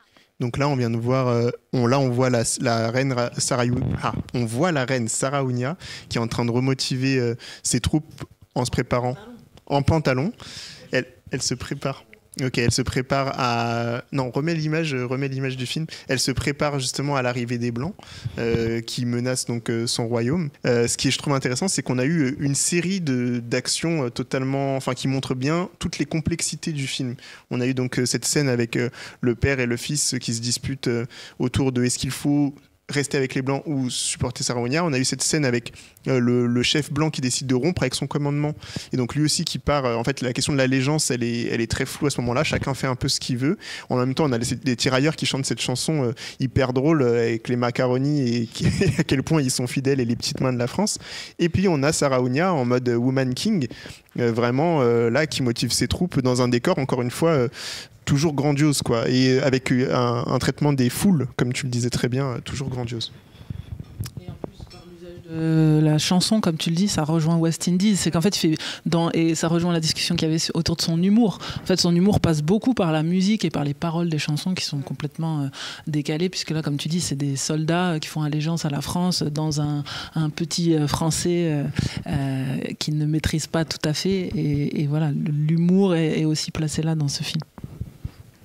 Il y avait aussi sur le côté, alors ils ne souhaitent pas agoniser, ils souhaitent plutôt s'organiser. Et là, on voit vraiment les différentes formes d'organisation. Il y a l'organisation politique où les personnes discutent, savoir est-ce que c'est mieux de se mettre de ce côté-là, est-ce qu'on doit mettre de côté les choses que l'on a en termes de ressentiment envers les uns et les autres. Et après, il y a aussi l'organisation un peu plus militaire, quoi, et dans le village. Donc il y a vraiment... c'est pas juste... on combat de manière folle et qu'on va tous d'un coup dans le tas. C'est que vraiment, il y a la mise en place de quelque chose d'à la fois politique et militaire. Je ne sais pas si militaire c'est le bon terme, mais on voit différents modes d'organisation politique. Ouais, voilà. C'est vrai que j'avais pas pensé ça non plus. C'est trop intéressant. Oui, il y a un côté un peu, pour avoir une référence un peu populaire, mais il y a un côté un peu Game of Thrones, quoi. Il y a un côté plein d'arènes, plein de clans, des raisons et des envies divergentes. Et en fait, je trouve que le film, il pose ça, quoi. Oui, c'est ça. Putain, ouais, exactement. Oui, du coup, le film pose ça. Il pose cette première pierre pour moi d'une possibilité de fiction, épique et d'héroïque fantasy possible aussi sur ce terrain-là. Et ce sera un peu le corollaire filmé d'un livre d'une saga de Marie Scondé qui s'appelle Ségou, qui est hyper importante, qui elle aussi saisit les enjeux politiques divergents entre différents clans, entre différentes arènes. Et ouais, c'est pour ça que j'aime beaucoup ce film. En tout cas, c'est ce qu'il dessine de possibilités de fiction. C'est-à-dire qu'il y a d'autres films à faire après celui-ci, quoi. Et d'ailleurs, tu parles d'heroic fantasy parce que c'est important. Là, ça se voit pas dans cette séquence, mais en fait, ce qui est très important et ce qui fait la force de Saraunia, c'est pas forcément son efficacité militaire contre les colons, mais c'est surtout son efficacité mystique, puisqu'en fait, elle a des fétiches qui sont extrêmement puissants. Et là, ça nous permet de parler aussi de questions de spiritualité africaine qui sont traitées en fait dans ce film. Je lis juste les questions du chat avant que tu puisses... bien, vas-y, rebondis. Non, pendant que tu dis. Vas-y. Non, mais c'est le rapport à la religion, parce que c'est les autres... peuples ou communautés lui en veulent aussi parce qu'elles ne croient en aucun dieu, en tout cas pas en leur dieu, et du coup là on est plutôt du côté de l'islam, pas tant du catholicisme, ce qui n'est pas trop abordé dans le film, mais bon, je vais pas encore faire des liens avec Sam Ben Ousmane, mais voilà, il a abordé aussi cette question de la religion qui est arrivée en Afrique et des combats qu'il y a eu pour l'avoir, mais en tout cas oui, c'est vraiment un film sur les enjeux de pouvoir et cette lutte contre la colonisation, avec aussi cette complexité de c'est pas que les blancs méchants et les gentils noirs, non, il y a aussi des méchants noirs et puis d'autres qui sont pas si méchants que ça, mais finalement qui acceptent tous les ordres et qui tirent sur leurs compatriotes. Et comme c'est vrai que tu disais les marcheurs blancs et leurs tirailleurs, en fait, c'est ça le truc de cette... Et c'est assez terrifiant de voir à quel point cette organisation fonctionne. Et il y avait Lille Thomas 972 encore qui posait une question. À quel point ces œuvres sont aujourd'hui utilisées dans les territoires traités, Afrique, pays, anti-pays africains, et quelle est l'influence du réalisateur dans ces territoires? Alors ça, c'est une grosse question, parce que ces films ne sont pas beaucoup vus en réalité. Moi, j'ai découvert les Bico-Nègres, vos voisins, à Carthage, en Tunisie, en présence de sa sœur, Zahra Abid, qui l'a vraiment accompagnée sur tous ses tournages, et je crois même qu'elle était assistante sur Saraunia. C'est un cinéaste qui a beaucoup souffert des problèmes de distribution. C'est pour ça que je dis que moi, ça m'interpelle vraiment quand je m'empare que je me lance dans cette voie du cinéma-là qui est assez méconnue, en tout cas pour nos œuvres panafricaines, parce qu'en fait, il a eu l'impression de subir beaucoup de censure, et quand on lui proposé du côté francophone de lui acheter ses films, c'était à des tarifs complètement moindres par rapport à ce qu'il pouvait avoir côté anglophone. Il a participé à la création du CIDC, consortium de distribution, Ciprofilm, qui s'est créé au Burkina Faso dans les années 80 et qui était vraiment l'union de 14 pays pour encourager la diffusion d'œuvres locales. Les télévisions nationales n'achètent pas les films, donc il a eu par contre le soutien de l'Algérie par exemple à l'époque. Burkina Faso de Thomas Sankara pour ce film-là. Oui, non, je parlais en télévision, qui a acheté ses films, mais du coup, voilà, il subissait à la fois les censures des gouvernements qui n'aimaient pas ses propos ou ses représentations des peuples, à la fois la censure économique où on ne va pas le soutenir et pas le financer, ou d'autres qui vont prendre des droits sur un nombre d'années dérisoires, à des montants dérisoires. Donc c'est vraiment ça qu'il a beaucoup critiqué. Mais aujourd'hui, je pense que quand même, en tout cas en Afrique, Madondo est une figure, et c'est vraiment une référence, mais j'ai peur que les jeunes générations ne connaissent que son nom et n'aient pas vraiment vu les films, et que ça reste une référence mais un peu vague, parce que il n'est pas tant que ça reprojeté dans les festivals, et les jeunes générations ne vont pas forcément aller voir ce type de film là, donc c'est super qu'elle fasse des références Woman King, etc., parce que peut-être que les gens, non mais c'est vrai, peut-être qu'en partant de références d'aujourd'hui, les gens vont être assez curieux pour se dire c'est vrai qu'il y avait des aînés qui se sont quand même démenés pour représenter ce type d'histoire sur les écrans. C'est important ça, c'est que le cinéma qui parle d'Afrique et les cinémas des Africains et des Africaines, il date pas de l'après Black Panther, quoi. Il y a des choses qui ont existé avant, qui ont été mises en place.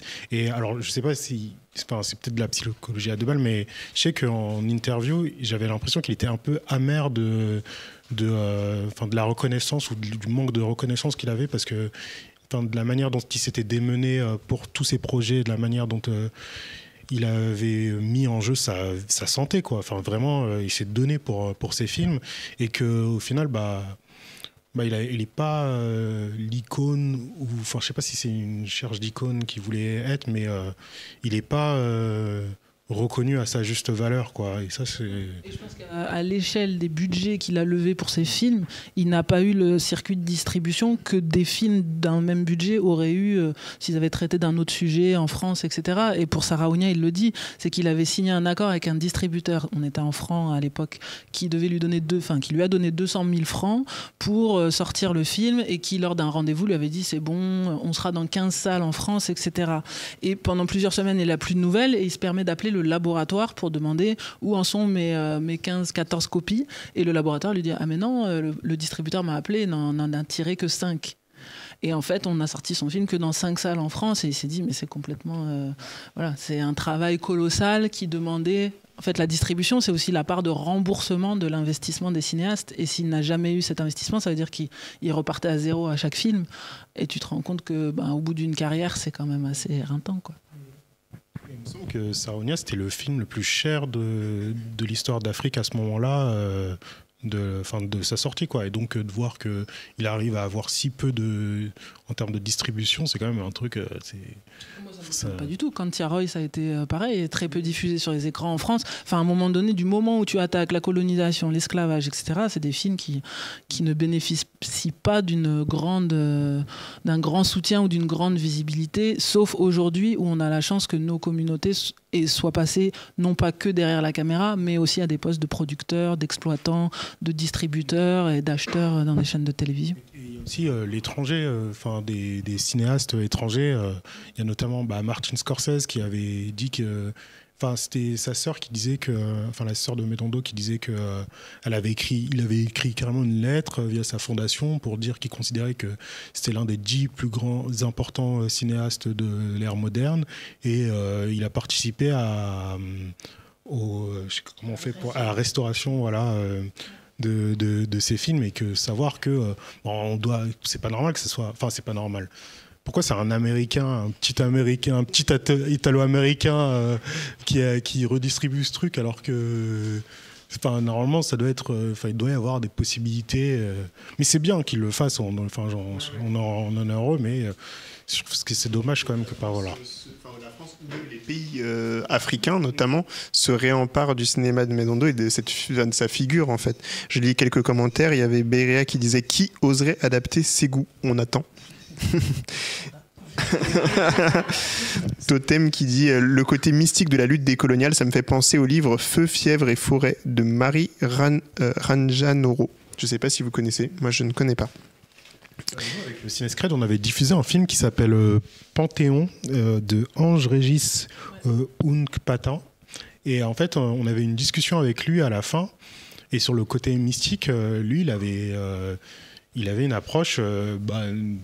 il y avait quelqu'un dans le public qui avait demandé s'il y croyait ou pas, ou s'il considérait que c'était une œuvre de science-fiction, et il avait dit que pour lui c'était pas une œuvre de science-fiction, parce que c'était pas de la science-fiction, pour lui c'était des choses tangibles, et que fallait pas le mettre sur le même plan qu'un Star Wars, vu qu'on parlait tout à l'heure de réalisateurs américains et de choses comme ça. Donc je sais pas si Metondo il avait la même approche, mais par rapport à ses croyances, ça je sais pas, mais j'allais dire que j'ai l'impression que la jeune génération s'empare de plus en plus, Ange-Régis c'est le vaudou, s'empare de plus en plus de ces thématiques, mysticisme, etc. Peut-être aussi grâce au succès des films d'horreur internationaux, où on se rend compte que y a une appétence du public, et même en Afrique, dans les salles commerciales, les gens se déplacent massivement pour voir des films d'horreur.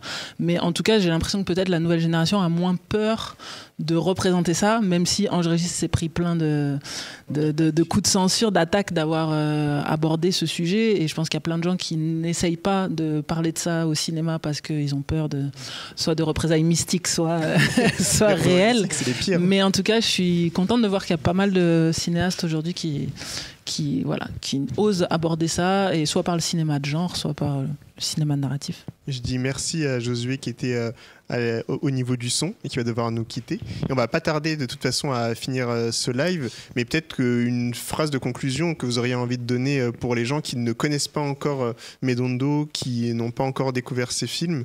Je sais pas, est-ce que vous aurez un film, le premier film à conseiller pour vous? C'est dur. Et ensuite une petite phrase de conclusion. Moi, je conseillerais West Indies parce que pour moi, c'est son film le plus romanesque, le plus qui pour moi, on peut avoir une image très rêche de Medondo où il y a des mots qui reviennent à chaque fois, amertume, sniper, etc. Et je trouve que dans ce film transparaît son romantisme, son côté un peu fleur bleue, son côté drôle, hyper innovant, ambitieux. Et encore une fois, faut voir le dernier plan, quoi. Voilà.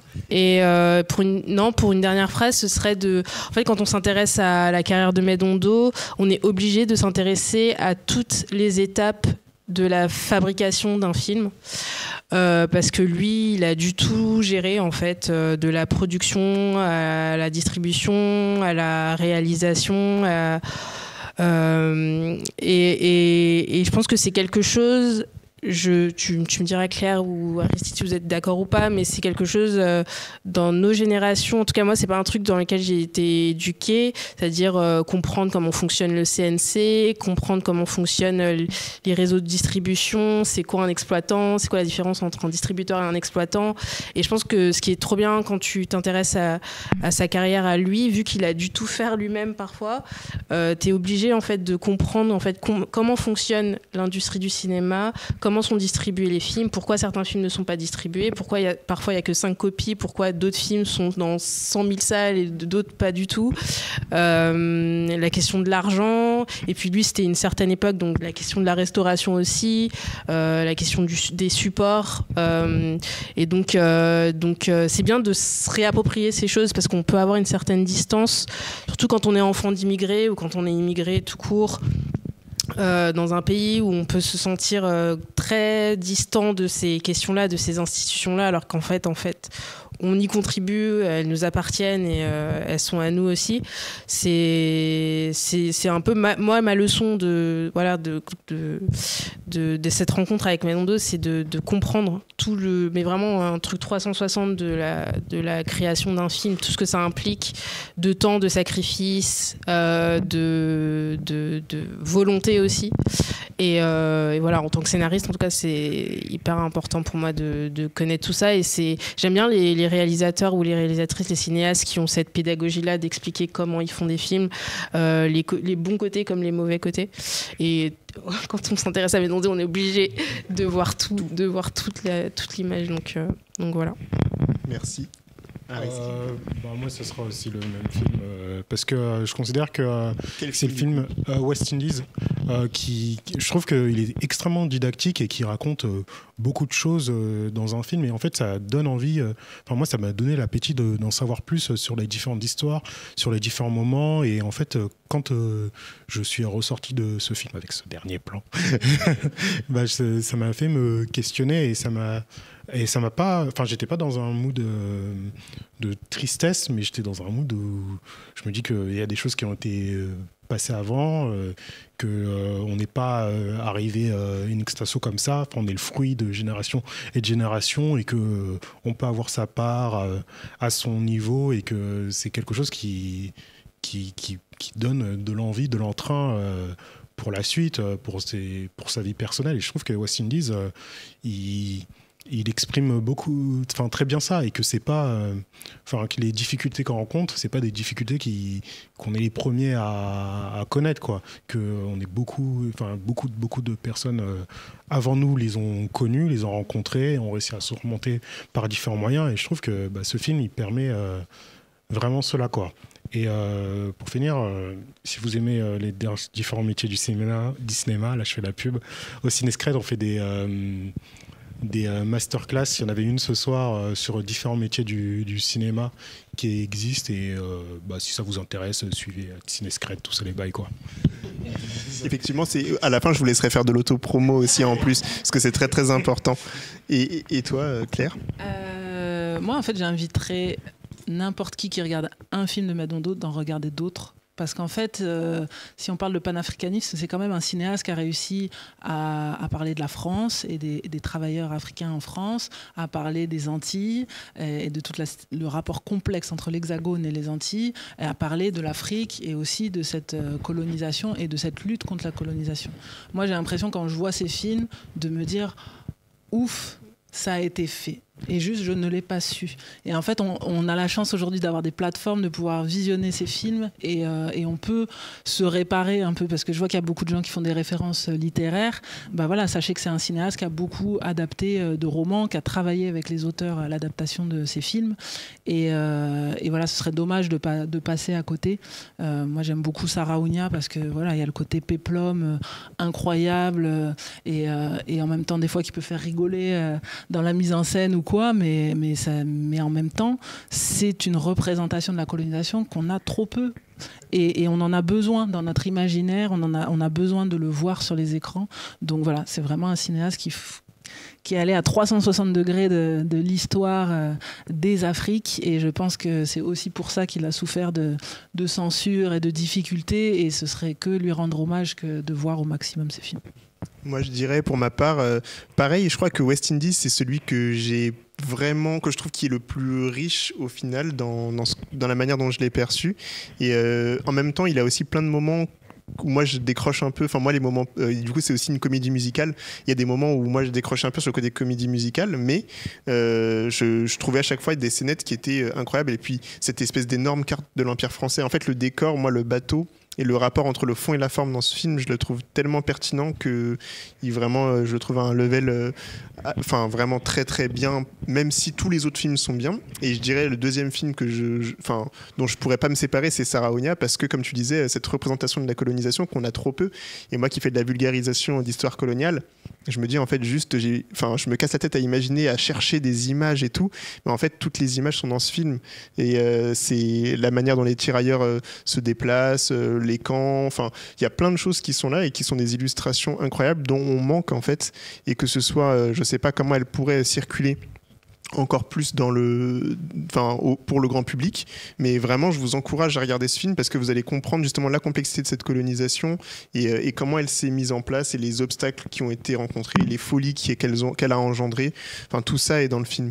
Et pour conclure un petit peu, j'ai envie de dire merci du coup à Sam Letter qui est dans la salle, et à toute l'équipe de Mubi qui reste encore malgré le froid, qui sont derrière les caméras, parce que en fait du coup tous les films pas tous les films, mais 4 films de Madondo sont disponibles sur la plateforme Mubi pendant plus d'1 an. Il y a un code promo si vous voulez les voir gratuitement. Du coup, vous avez 30 jours gratuits sur Mubi avec mon code promo qui est sur ma bio Instagram.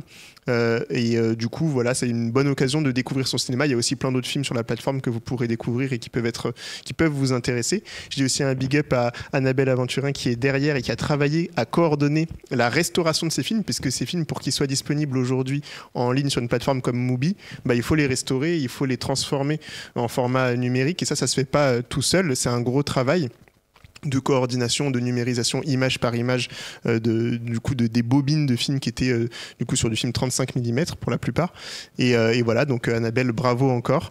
Merci aussi à Réa Simon qui est toujours comme toujours à la technique. On a eu des problèmes techniques, mais on a réussi à faire ce live Twitch, ce qui est complètement incroyable. Merci à vous tous et toutes dans le chat. Merci d'avoir été là, d'avoir regardé le Twitch jusqu'à la fin. Merci à 13 bis pour la modération, comme d'habitude. Et juste peut-être pour la fin, un petit auto-promo de vous. Peut-être que vous rappelez rapidement qui vous êtes, et un petit moment auto-promo pour celles et ceux qui sont arrivés en cours de route. Moi j'ai franchement rien à promouvoir. Franchement, je voulais juste dire merci à Someboy parce qu'il était trop fort.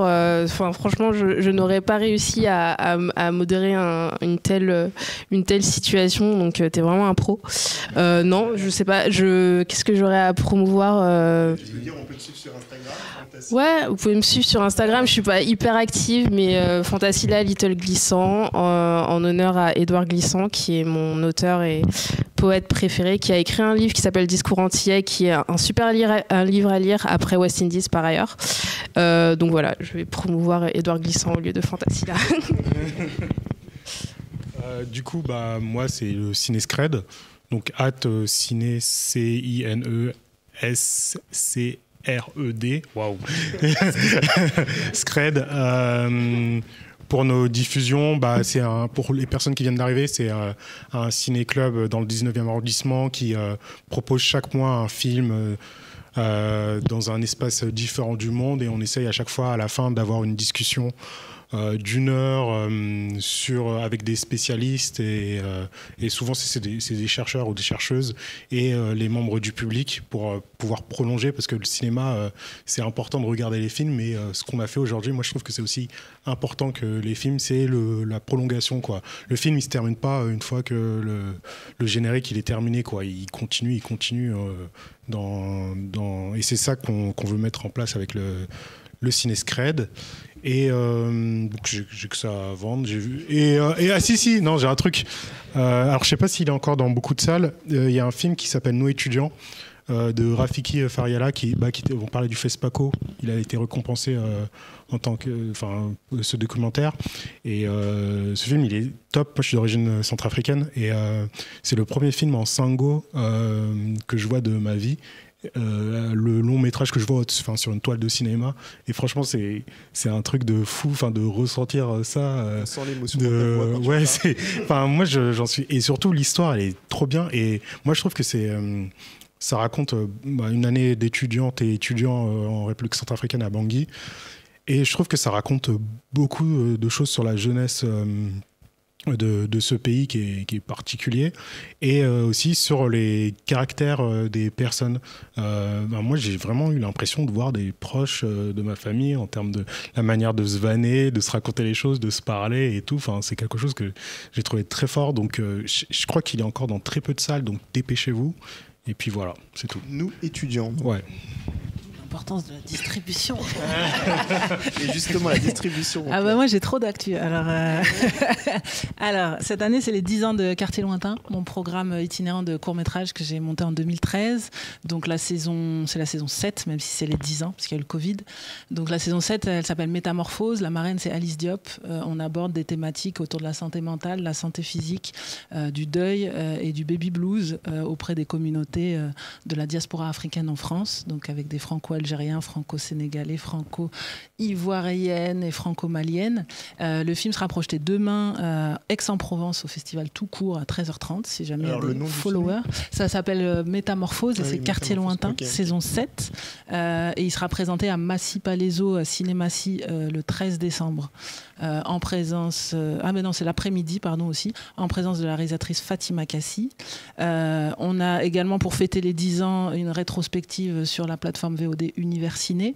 Donc vous pouvez découvrir la saison 6 qui était afro-futuristique, donc des films de science-fiction africains de République démocratique du Congo, du Rwanda, du Nigeria, du Kenya et du Maroc. Et la saison 5 est également en ligne. C'est aussi une saison sur la diaspora africaine en France qui s'appelle Image de soi. Et le parrain était Lucien Jean-Baptiste.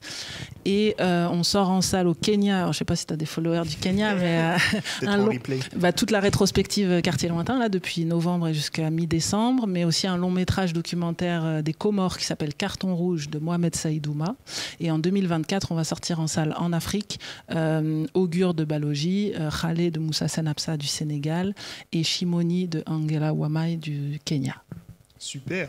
Et du coup, toi, tu as aussi la structure Soudou Connexion. Oui, vous pouvez suivre Soudou Connexion pour vous tenir informé des projections, et les comptes Quartier Lointain au pluriel pour la programmation itinérante de court-métrage.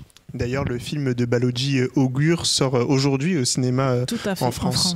Donc ça aussi, c'est un film à aller voir avant qu'il ne soit plus en salle, puisqu'il va pas rester hyper longtemps. Et donc, merci beaucoup d'avoir été avec nous pour ce live. Nous, merci, bravo. On a essayé de faire au mieux. Vive Histoire Crépi. C'est clair. On va essayer de faire ça plus souvent. Enfin, en tout cas, des lives où on parle de cinéma, c'est quelque chose qui nous intéresse toujours. Et vous pouvez aussi nous suivre sur notre site. Maintenant, on a un site pour être pas que sur les réseaux, pas que sur Insta, TikTok, Twitch, etc. On a aussi un site qui s'appelle donc histoirecrépu.fr. Et là, vous pouvez nous soutenir en vous abonnant gratuitement ou en nous donnant de l'argent d'ailleurs sur ce site, puisqu'on a aussi besoin d'argent. Et ben merci beaucoup pour ce live. Dites-moi où est-ce que vous voulez qu'on fasse un raid, et je vais pouvoir lancer un raid depuis mon téléphone, ce qui est incroyable. Je ne pouvais pas faire ça avant, et on peut couper le son. Merci beaucoup. À bientôt sur la chaîne Histoire Crépue. Ciao, ciao, ciao.